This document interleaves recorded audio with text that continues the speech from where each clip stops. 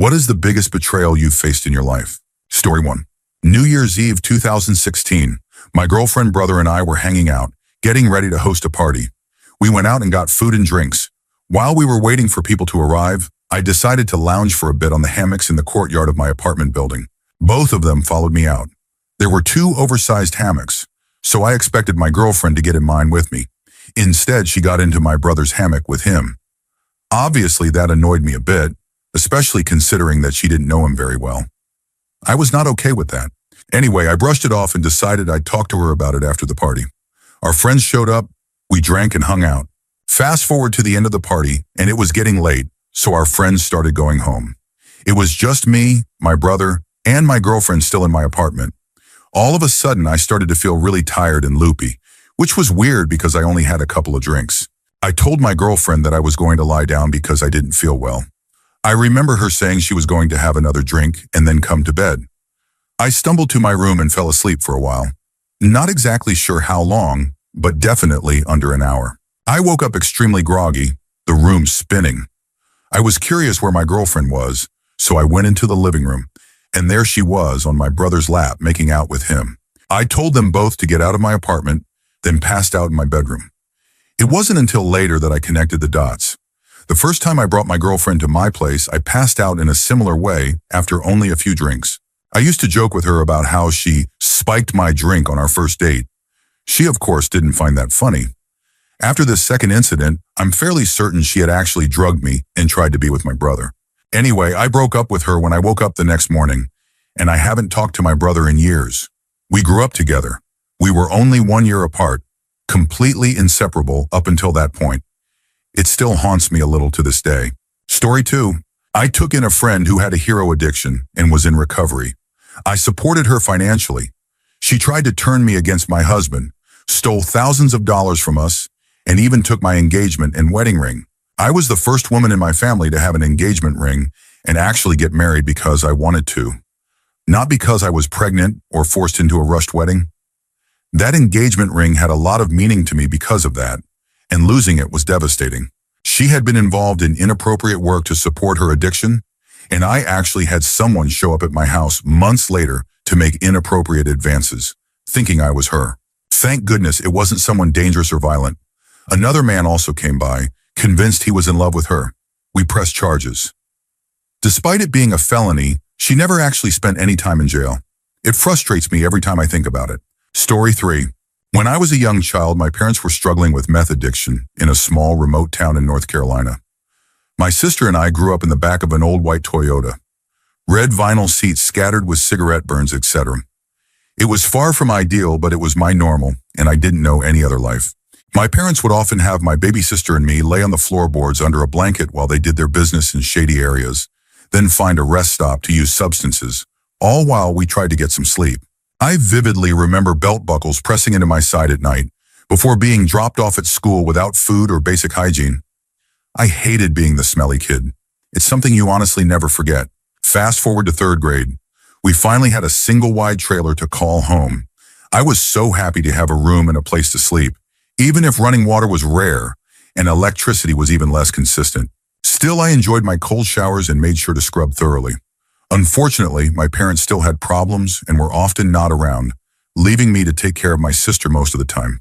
After 5 days with no parents around and no way to attend to school because no one could watch my sister, we ran out of food and I had to figure something out.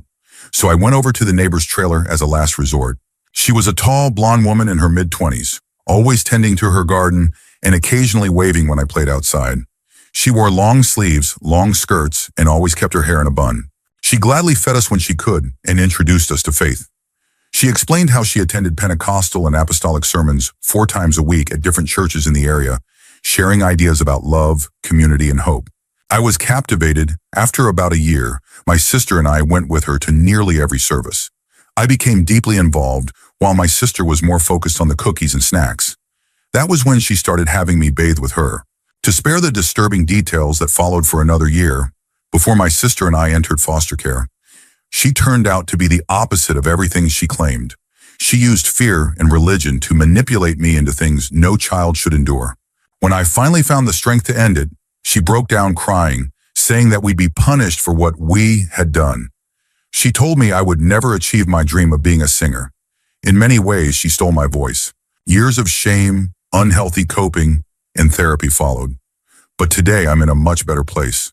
I've grown past the trauma and now share my story without guilt or resentment.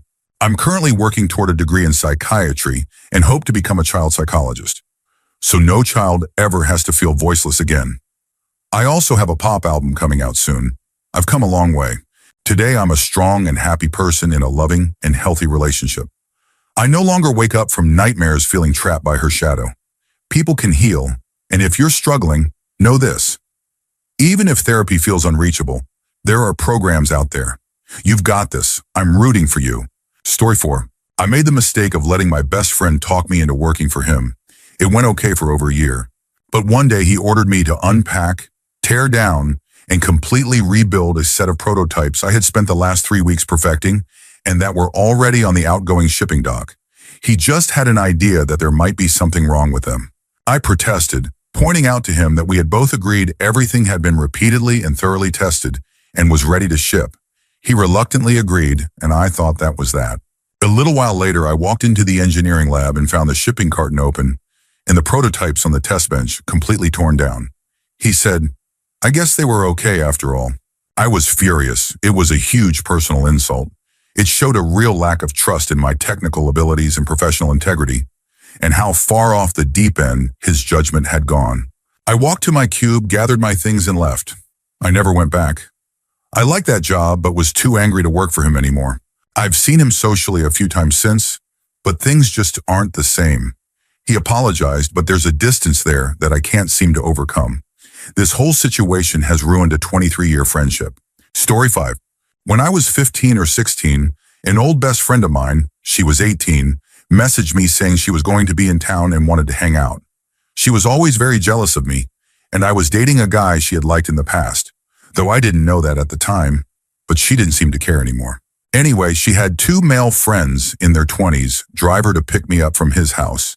And from the start, they humiliated me, controlled me, and one even almost assaulted me. They pressured me into playing a game where if you were last to punch the roof of the car, you had to remove a piece of clothing. My friend was in the back seat with me and tried to take my clothes off when I lost. I ended up without a bra or shirt, and they wouldn't let me get dressed again. They hid my clothes up front. I was a minor sitting in a car full of adults with no shirt on while they commented on my body. Later that day, we ended up at a hotel that I paid for to drink and smoke. Once we got there, they took my phone and said it was because they didn't want my boyfriend to distract me. One of the guys left, and it was just me, my friend, and her older male friend. He had to be at least 25, over 6 feet tall and very heavy set. My friend was on her laptop at the top of the bed, and the man forced me onto the bed, climbed on top of me, and pinned my arms down. He started kissing me and pulling my clothes off. I told him to stop and tried to squirm away, but he was too strong. He said I had to play by the rules and no one had to know. Then the other guy knocked on the door, and he finally stopped. I had to beg them to give me my phone back so I could call my mom. It was actually my boyfriend. I made up an excuse I can't even remember. He came and picked me up, and when I told him what happened, the only thing he was truly upset about was that I had smoked. Yeah, he turned out to be a terrible person too. To this day, I think she planned everything with her friends. Our friendship was never perfect, but she was always insecure and jealous. Whenever I dated someone, she'd treat me badly and call me names. I wish I'd done something about it, but I was too scared to tell anyone I'd been at a hotel with adults, drinking and smoking. So the only person who ever knew was my boyfriend at the time, who didn't really help either. Story 6. A co-worker became my best friend, and we co-managed a small business together for a toxic but mostly absent owner for 7 years. Employees admired our friendship and how we ran the business, often saying we should team up and buy it. We had fun what-if conversations, but nothing serious. One day I came into work and she told me the owner had approached her months ago, wanting to sell her the business. She casually said she was doing it, and that after reviewing the financials, there's no room for a partner. She said it so quickly and definitively, I was still reeling from the initial shock, but that statement echoed in my head for months. The betrayal and collapse of what had been the most important friendship in my adult life sent me into a massive depression for 6 to 8 months. I woke up every morning with piercing dread in my chest and went to sleep every night, thinking it would be a relief not to wake up. Thankfully, I've crawled out of that dark place and gained a new perspective. I have so much more compassion for people who are trapped in depression. Story 7. I was about 8 years old and heading to see my dad with my grandparents. On the way, we stopped at a hotel near the beach, and before we packed up and left the next day, my grandmother took us to play at the beach. My grandfather was in charge of packing and loading the van. Finally, it was time to go. We got cleaned up, hopped in the van, and hit the road. Before we left, I asked my grandfather if he had grabbed my stuffed Theodore of Alvin and the Chipmunks fame. He said yes, of course, but that it was packed and we'd get it once we got to my dad's. After a few more hours of driving, we arrived unpacked and I opened up my bags to look for my stuffed best friend. Only to find he was gone. I was upset. My grandpa was like, "Hey, whatever, sorry." Needless to say, he instantly became my fourth favorite grandparent. But that wasn't the biggest betrayal. My dad came to the rescue and said not to worry. He'd get me a new one. 2 weeks went by, no replacement. My sister and I flew home with my dad promising he'd mail it. Guess what never showed up? It was then I realized I could trust no one. I finally bought one myself last year after giving him over 35 years to keep his promise. Story 8. Mine isn't romantic. My best friend was more like a brother. I even had framed photos of him in the house. Best friends since childhood. He was there for the birth of my children and was going to be their godfather if anything happened to me and my husband. We worked together, did everything together. I can't even explain how close we were. Then he got a girlfriend and cut us off almost immediately. He abandoned us and completely stopped communicating. My kids cried and mourned him, asking what they had done wrong. He also cut off his own family, so it wasn't just us. We're not in contact anymore. But last I heard, she had completely taken over his life. He lost his mortgage and has nothing for himself. He's not even allowed to play video games or go to concerts. Is it an abusive relationship? Maybe, but at some point he made a choice. And it happened so fast. He threw away our bond for someone he barely knew. I never saw it coming. It permanently changed the way I see people. I feel deeply betrayed. Story 9. When I was 7 years old, I won Student of the Month at school. You got a certificate at an assembly, your picture taken, and the best part, go out to Dairy Queen with your teacher for lunch. It was always made to be a huge deal. I love my second grade teacher, but the month I won, she was out on maternity leave, so another member of staff took me. She was a miserable person, worked in the office, and seemed like she hated kids. We got to Dairy Queen, and being the shy kid I was, I told her my order, and she went up to get it. What came wasn't what I ordered. I didn't say anything and ate it quietly. I had to go to the bathroom, and this lady impatiently said if I wasn't out in 2 minutes, she was leaving. Well, I didn't make it in 2 minutes and came out to find her gone. She full-on left a 7-year-old kid at Dairy Queen to teach them a lesson. She drove back around to find me crying and hiding under a picnic table outside. She got angry, told me to get in, and stop being a baby. Back at class, my friends noticed I'd been crying and asked the substitute if I could call my mom. She didn't let me, so the rest of the day I felt hurt and scared. The assembly was in the afternoon, and I actually got excited to get my certificate, shake the principal's hand, and have my picture posted by the office. However, I saw the office lady standing by the gym door, and I started crying again out of embarrassment and asked to go to the bathroom. I hid in the bathroom during the assembly. I felt so ashamed when I heard my dad call my name. He and my mom had come to watch me get the certificate. Crying even harder now, I let him carry me out of school and into my mom's car. To further twist the knife, the school didn't do anything about this. It was played off like I chose to skip the assembly and that I hadn't behaved appropriately at Dairy Queen. It took me a long time to even talk to adults who weren't my parents after that. I'd never felt so betrayed by someone who was not only supposed to be looking after me, but facilitating a special treat for an achievement I'd made. Later in life, I found the certificate. My mom had collected it and put it in a scrapbook of things I've done. She'd written a little note saying, "Student of the month of March, student of our hearts every month."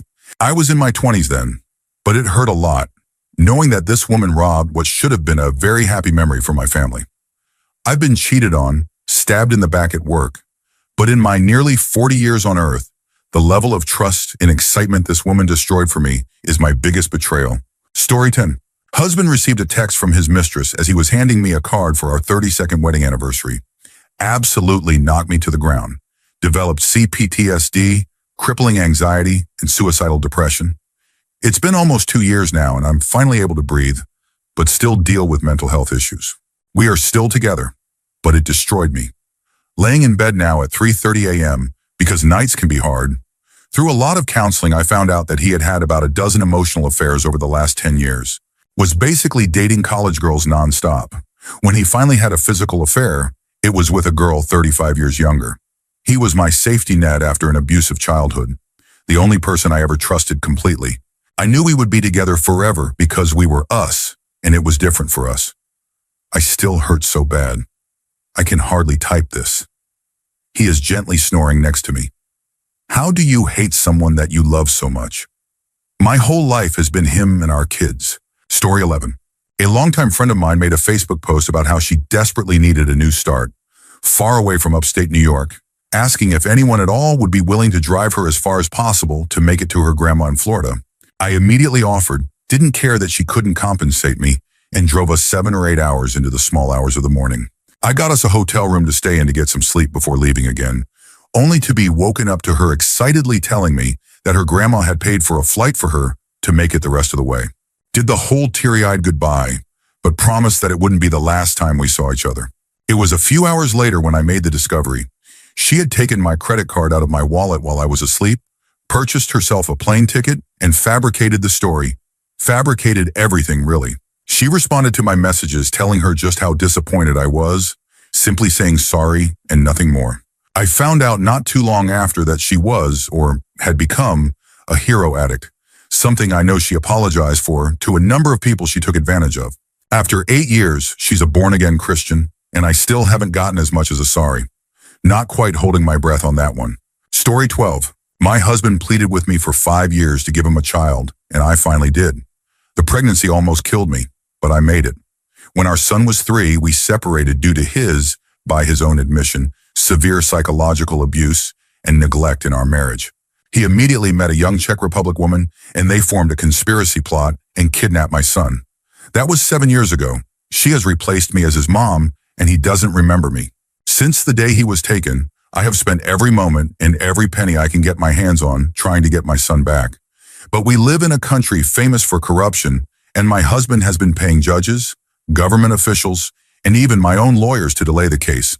Same story with the divorce, because he locked me out of our shared accounts the day he took my baby, and if the divorce were to go through, he would, in theory, have to pay me money, and he wants 100% of our assets and our child. I do not know what my son looks like, what he likes to eat or watch, what kind of education he is getting, or even what his speaking voice sounds like. My son believes I abandoned him because that's what they told him. Story 13. Had an abusive first husband who left me with a lot of trauma. I worked on it for years, and when I was in a good enough place, I started dating again. I met my second husband, and he convinced me to get married even though I wasn't really keen on the idea of marriage again. But I loved him, so I did. We were married 9 years, and for 9 years, he was stepdad to my 2 kids.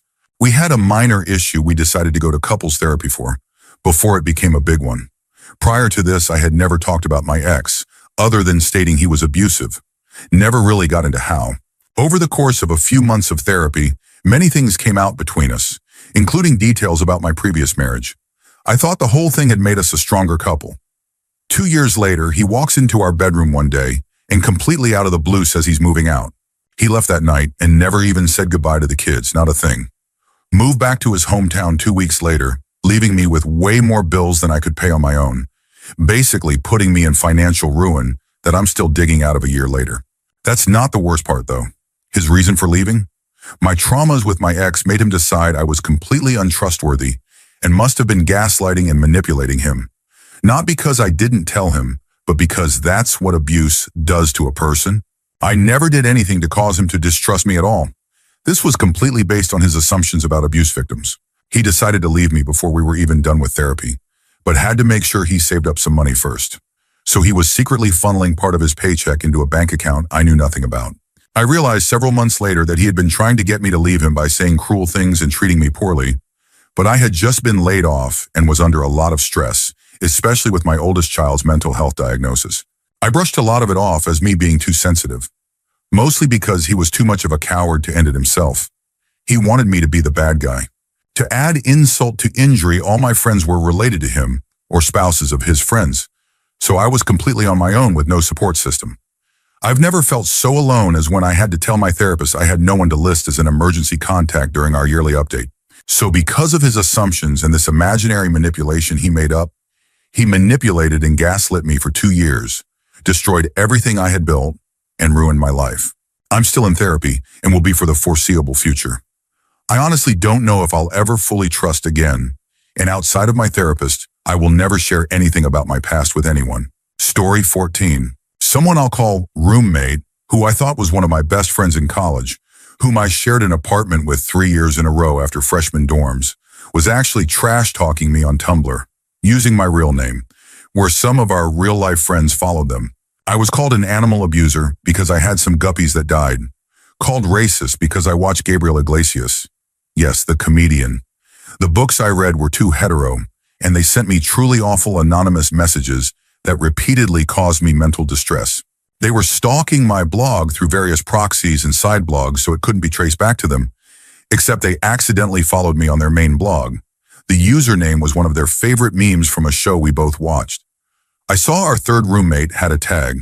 I searched my name, and all that disturbing content popped up, with my real name, and then admitting to the stalking, proxy blogs, and sending anonymous hate. If you'd Googled my name, their blog showed up a couple links down. I took screenshots, had a panic attack, confronted them. Their mom drove up 4 hours to yell at me, saying I never helped her child.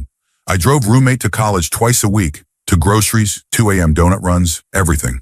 I couldn't get a word in. It was all my fault her child didn't feel comfortable, despite all of this being kept a secret from me.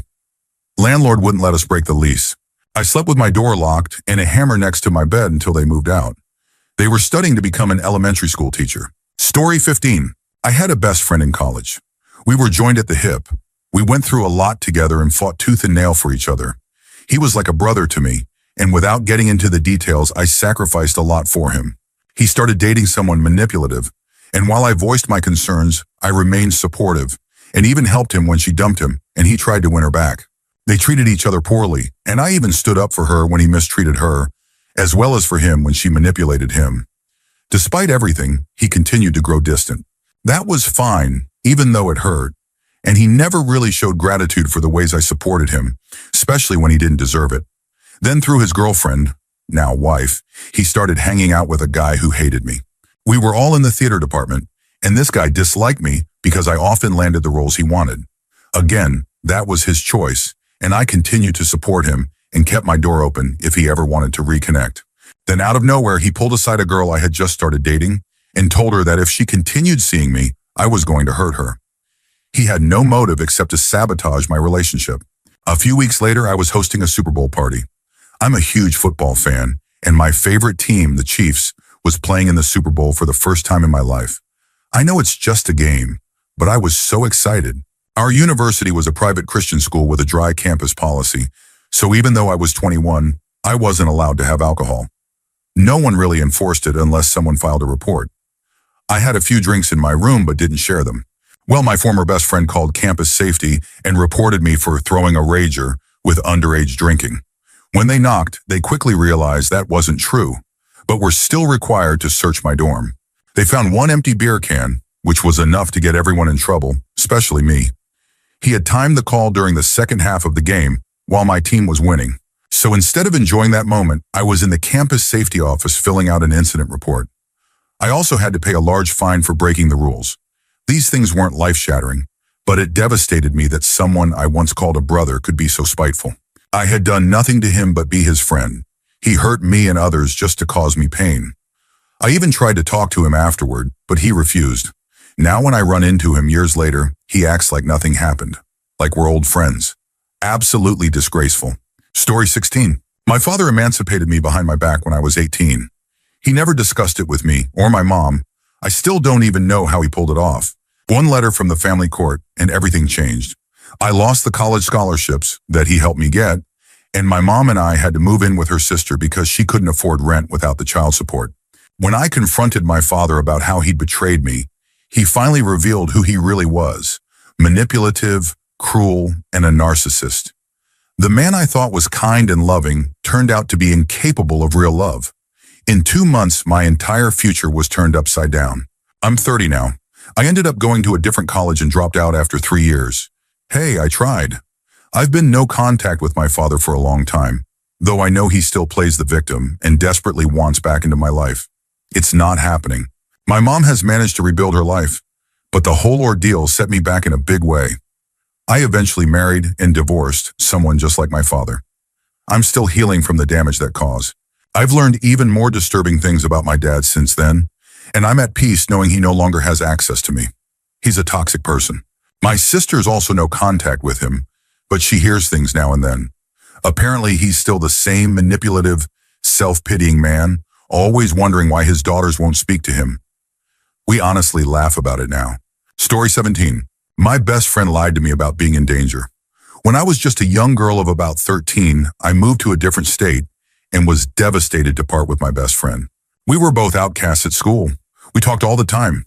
My wonderful parents must have paid so many long-distance fees after we moved, now that I think about it.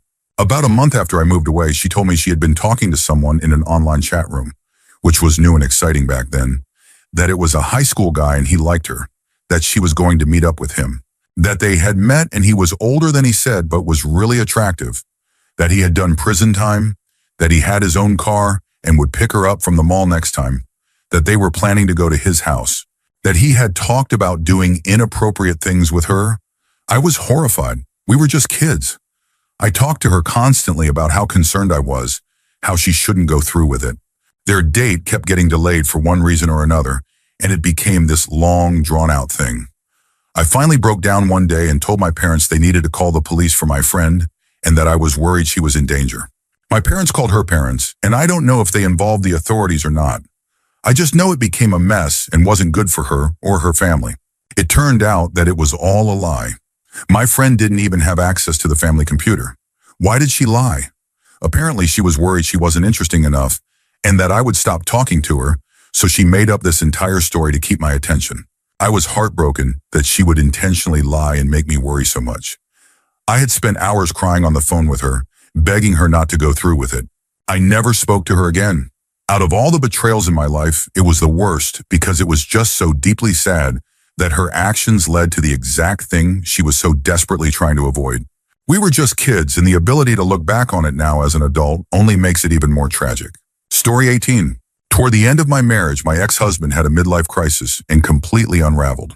I found out about many betrayals after the fact, but probably the worst was learning that while he was still living in our house during the divorce, while I was handling the financing and paperwork to transfer the mortgage and ownership to my name, he had already rented an apartment behind my back. He had kept it secret for months. He continued to live in our home, making my life miserable, while secretly having his own place. For all I know, he may have had it for years. One time at a furniture store, an employee made a strange comment about some furniture my ex had ordered, and when I asked about it, he convinced me the guy was joking. That happened a year or two before things fell apart and I finally left him. He made it seem like he had just found the apartment right before the closing date. But when he finally moved out, he admitted he'd had it for some time and could have stayed there the entire divorce. He just wanted to stay in the house to make my life difficult because I had the audacity to leave him. He put me through absolute hell during the divorce, and it made me sick to find out that he could have been living somewhere else the entire time. He was almost certainly going there during the day while pretending to be at work. That's likely how he got away with cheating for so long. He had a job that allowed him to drive around and visit clients, and while he was out, he'd meet up with women he had connected with on dating apps. That's what ultimately led to the divorce. This all happened a long time ago, and it took time to heal, but I'm in a much better place now. I've been in a long-term relationship for many years with a good person. My ex remarried almost immediately after our divorce, and I sincerely hope, for his second wife's sake, that he treats her better than he treated me. Story 19. I have a tie between two pretty bad betrayals. The first was when my parents claimed me on their taxes after my first year in college, but refused to co-sign on my second-year loans because I was taking an extreme number of credit hours, which was their wish, and failed a couple of my classes. I had to quit university and ended up living on someone's porch for 2 years, working minimum wage jobs until I could afford to rent my own place. The second time was when my now ex-husband told me he submitted immigration paperwork for me to move to his country, Canada, after I filled out all the forms and paid for the medical exams, etc. He told me he was working on buying a house and that the wait time was at least a year to get me permanent residency and a work permit. After 2 years, he confessed that he never submitted the huge packet of paperwork to immigration. It had been sitting on his dresser the entire time. He never gave me an explanation and also didn't cooperate when I initiated the divorce, which cost me thousands of dollars and years to finalize. Story 20. I realized as an adult that I'm a victim of extensive gaslighting and abuse by an estranged parent. It started when I called the police on him for severely abusing our mom when I was 8. It only hit me years later that he resented us for getting him arrested, and as a result, poisoned his relationship with me and my siblings. I think he anticipated we might eventually uncover the extent of his abuse and report him again, so to protect himself, he would sit us in front of a camcorder at the end of every year for over 10 years and make us recite to the camera how he was a good father and not a bad parent in any way, as if that would erase the years of trauma. Unfortunately for him, I'd known about the abuse since I was 4 years old.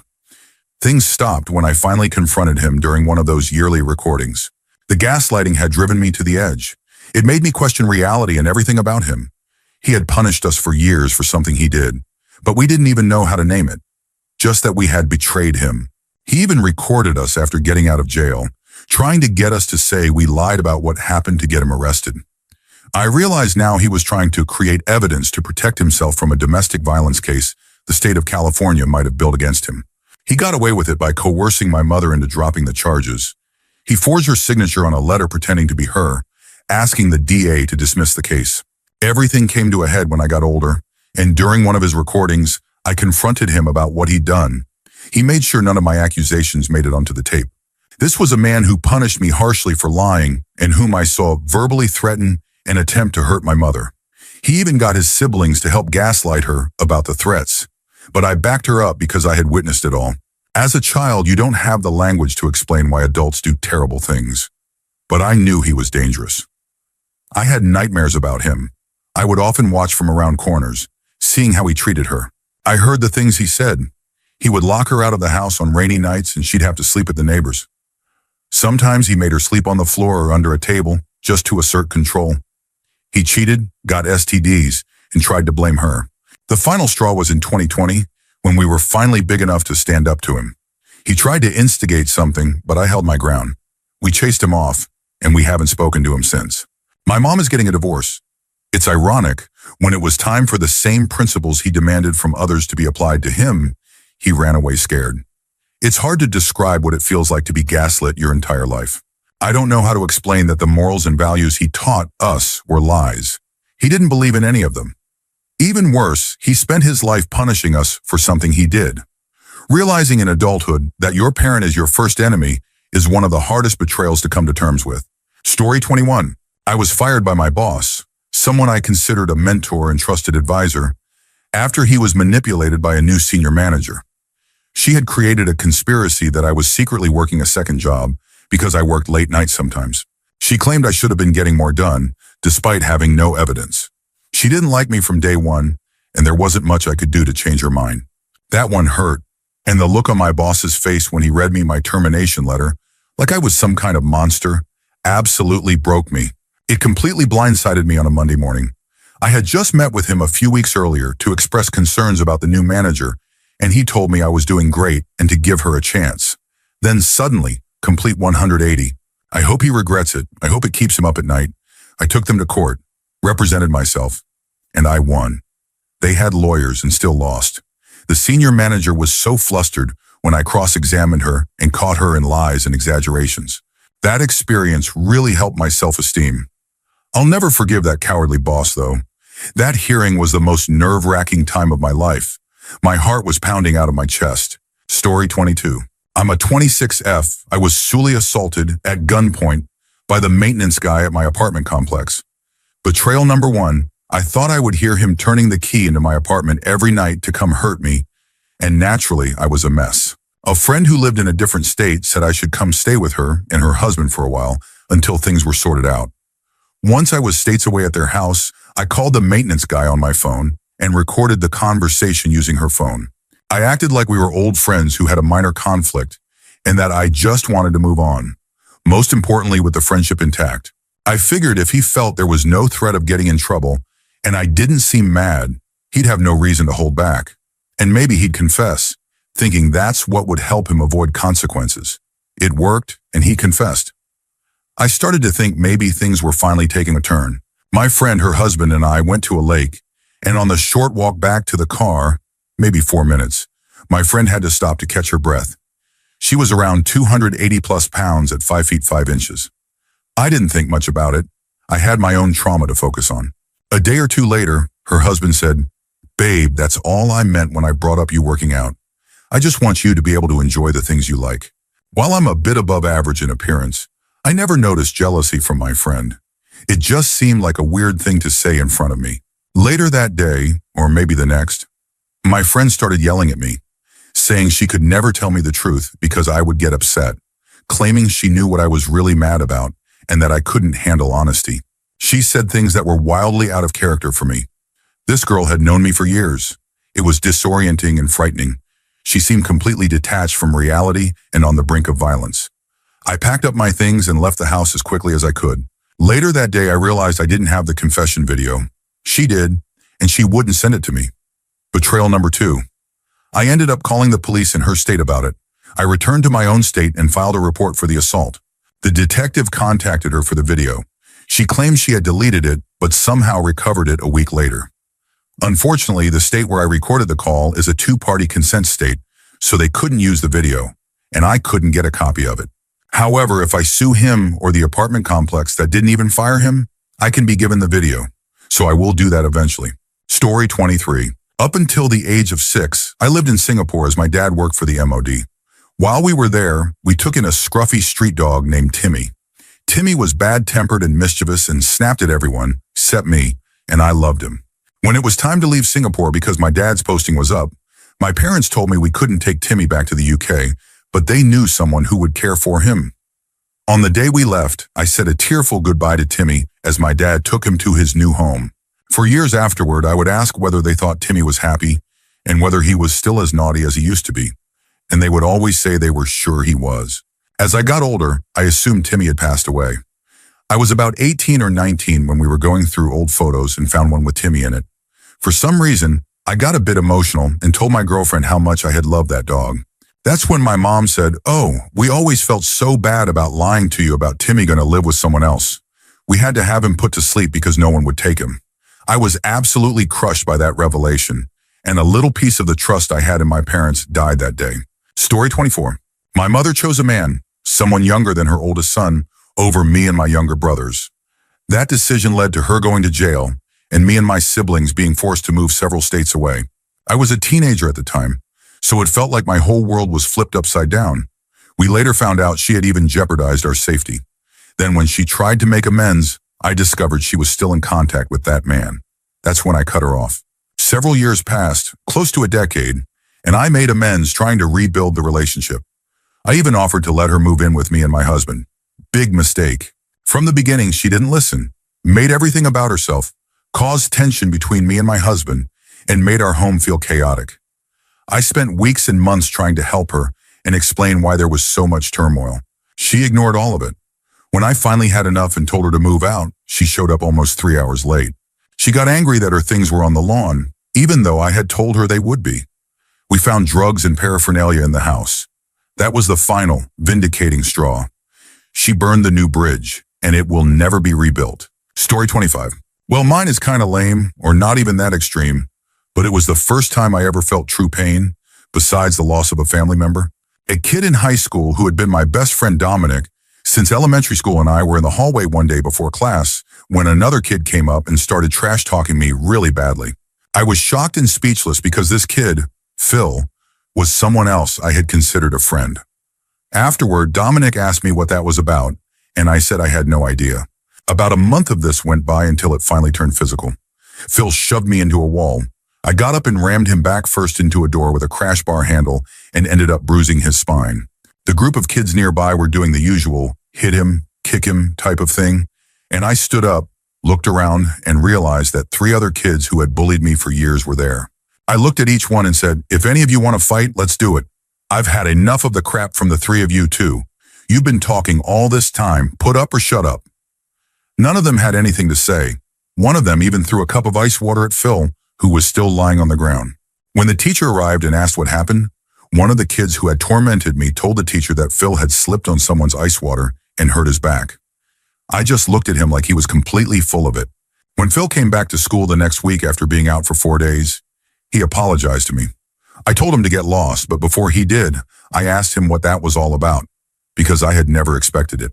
He told me that Dominic had encouraged him to antagonize me because he wanted to see what it would look like to see a nerd fight someone, to see if it would be entertaining or not. Naturally, I found Dominic and asked if it was true. He said yes, and while it could have been better, it ultimately didn't disappoint him. I said, if you wanted to see it for yourself like you did, why didn't you just step up and do it yourself instead of being a coward and hiding behind someone else? I then told him, as far as I'm concerned, you're dead to me. And if anyone ever tries that again, I don't care the reason. They're done.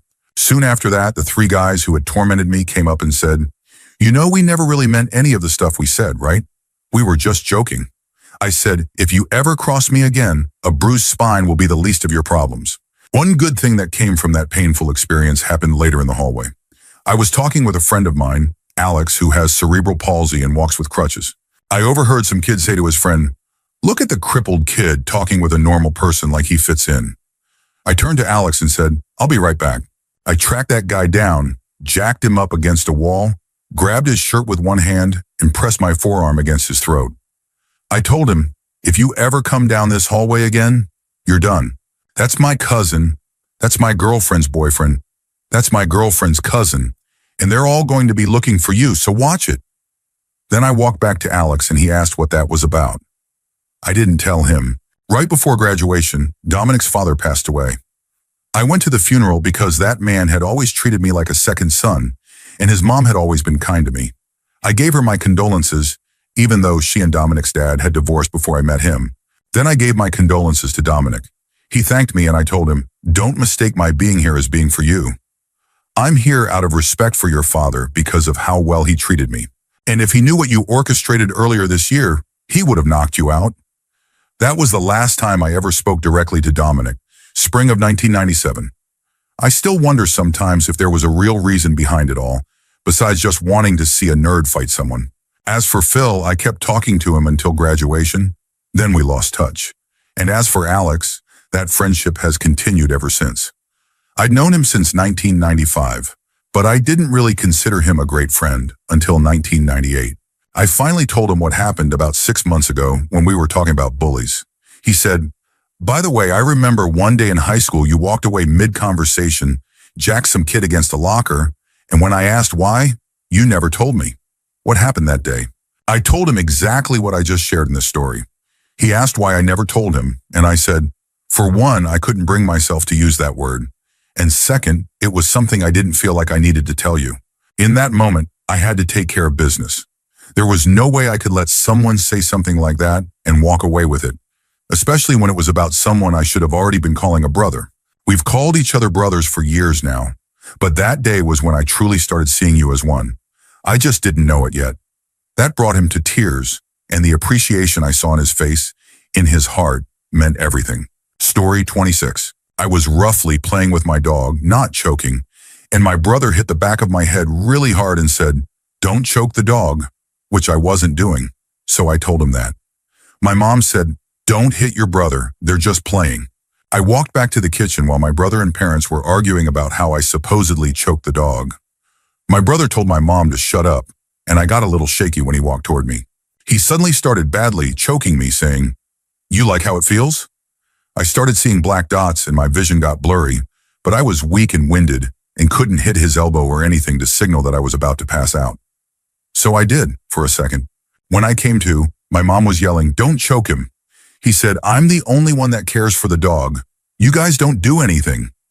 I ran upstairs while sobbing and angry. Note, that was the angriest I had ever been in my life.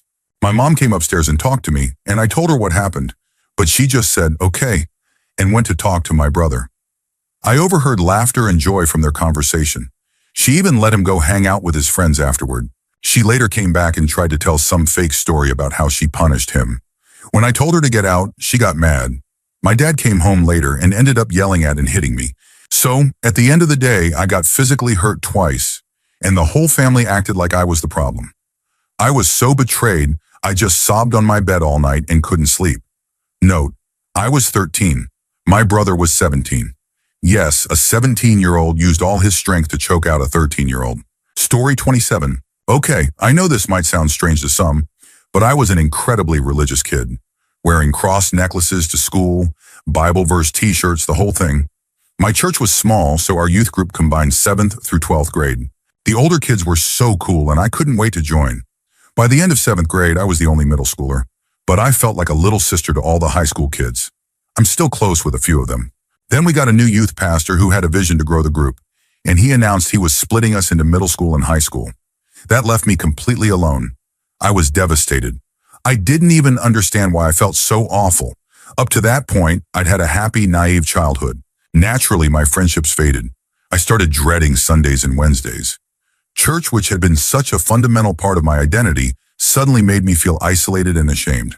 I'm not even exaggerating when I say I felt betrayed by God. That was the start of my first depressive episode. I stopped eating, started self-harming, had suicidal thoughts, and it wrecked the rest of my teenage years. Years later, I was diagnosed with bipolar 1 disorder. I'm much better now, medicated and recently stable. But the pain started there. That seemingly small shift shattered me. Story 28. I was engaged to my first wife and could already tell something was off. She changed a lot right after we got engaged. During wedding planning, I found us a perfect condo in a great area. We did a walkthrough with the owner, and it was way better than anything we'd seen. I was ready to put down a deposit and sign. She asked the owner for a day to think about it. He said he doesn't hold places, so if someone else took it, that was it. We drove away in silence. About a mile down the road, I pulled into a parking lot and asked her, "Are we getting married or not?" She immediately burst into tears. She said she didn't know because her mom was so against it. There was no one else, just her mom, who was difficult. I asked why. She said her mom didn't think I made enough money and believed she could do better. I was 27 at the time and made more than both her parents combined. I took the ring off her finger, even though she tried to stop me, and took her home. I told her she had 24 hours to decide. I shouldn't have even given that. 2 hours later, she drove to my place crying so hard she could barely park. She begged me to forgive her. I did. Shouldn't have, but I did. We called the owner and took the condo. We got married. Her mom never let up. We divorced after 1 year, still living in that condo under the same lease. Story 29. This might sound minor, but for me, it was when my mom didn't take my or my dad's side against her sister, my aunt. There are many reasons I don't like my aunt, but the two biggest are how she treats her kids as accessories and ATM cards, and how she's always treated me. I'm the oldest of all the cousins, and since I was born, she declared I was butt ugly because of my nose. I'm also slightly autistic and was a quiet, book-loving kid, while she's extroverted and appearance-focused. She mocked me constantly for being weird.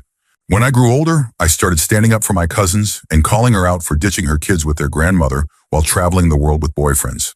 Eventually, she fought with her mom, and they stopped speaking. I stayed in contact with my grandmother, who'd never done anything wrong. My aunt didn't like that. She kept insulting me, and eventually I told my parents I wanted to go no contact. My dad agreed. My mom said no. A couple years ago, my parents let my aunt stay with us in our small apartment. During dinner, she bragged about her daughter's obedience, clearly singling out the one with worse grades. I said that wasn't fair. She exploded, saying kids should be seen and not heard, that my dad raised me badly, that modern society was messed up with all the LGBT, cheese and vegetarian nonsense. One of her daughters is both, by the way. I told her not to say those things in front of her kids. My dad backed me. She screamed that I was horrible. I told her daughters to go to their rooms. Then I told my aunt, if you want your daughters to cut you off someday, keep going. You're well on your way. It was harsh but true. My cousins had confided that they couldn't wait to move out and never return.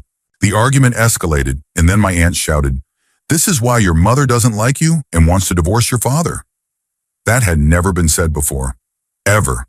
My mom had never indicated anything like that. I started crying. My dad looked at my mom and said, "You don't think that, do you?" My mom said nothing. She just sat there. So my dad and I walked out. The next day, my aunt left with her daughters. I haven't spoken to her since, even though she visits often. She tries to talk to me. I just walk away. My mom has never apologized. She says she loves us, but ever since that night, it hasn't been the same.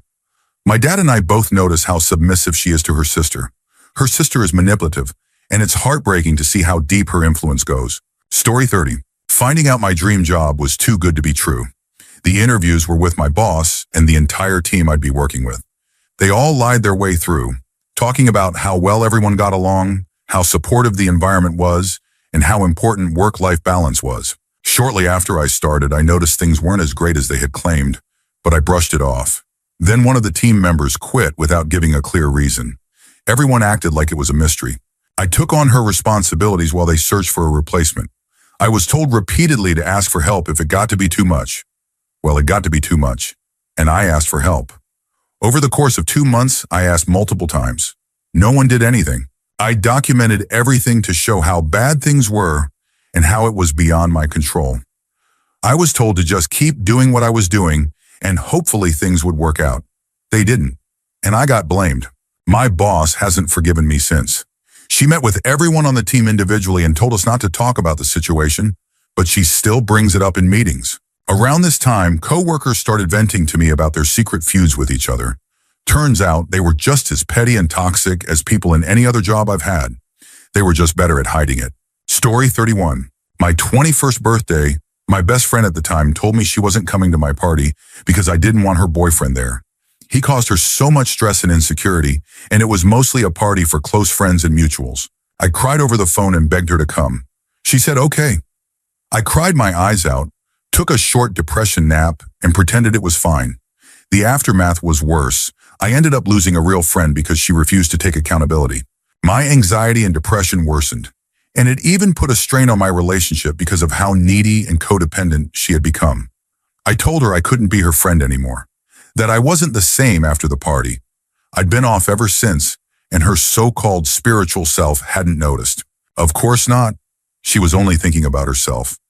She had been a big part of my life, but when I told her I couldn't be her friend anymore, the weight that lifted off my shoulders was glorious. Story 32. Finding my things in a friend's house.